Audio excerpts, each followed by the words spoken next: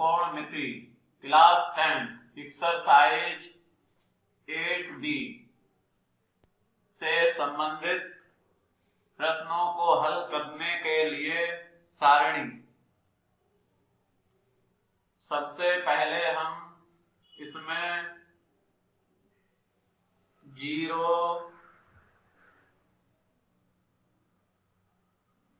1 2 3 4 लिख लेते हैं। उसके बाद सभी को 4 से भाग कर देंगे।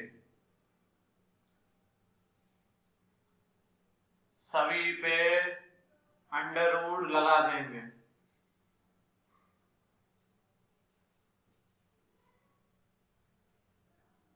जो संख्या जिससे कट जाएगी 2 एकम 2, 2 दूनी 4, 4 एकम 4, इनका मान निकालेंगे। 0 बटे अगर कोई संख्या है तो उसका मान 0 होता है। अगर कोई संख्या बटे 0 तो उसका मान अनंत होता है। 0 बटे कोई संख्या 4 दिया हुआ है तो इसका मान 0। 1 का वर्गमूल 1, 4 का 2, 1 का 1, अंडर रूट 2 का अंडर रूट 2 रहे,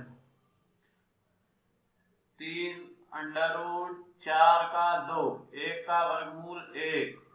ये मान होता है 0 अंश, 30 अंश, 45 अंश, 60 अंश, 90 अंश।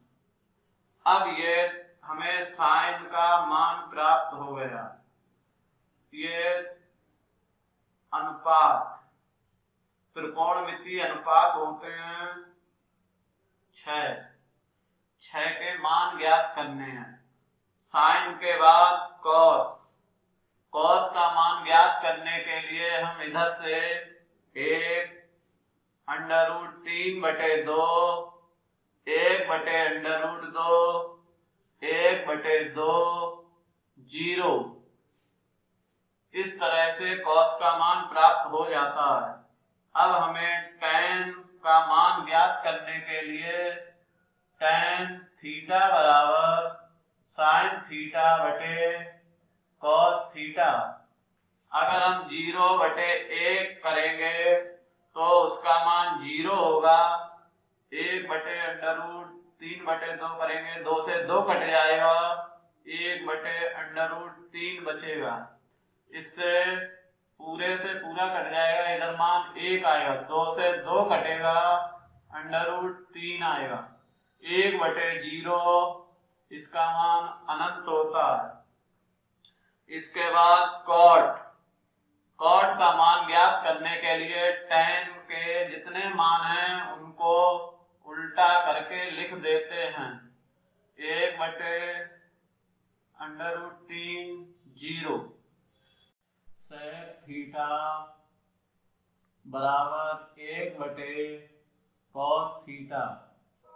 sec थीटा का मान निकालने के लिए हम cos का उल्टा कर देते हैं। 1 बटे 1 तो ये 1 हो जाएगा। इसे 2 बटे अंडर रूट 3, अंडर रूट 2 बटे 1 का मतलब अंडर रूट 2, 1 बटे 0, इसका मान अनंत।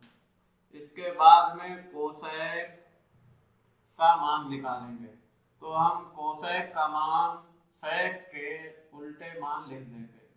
2 अंडर रूट 2, 2 बटे अंडर रूट 3, 1।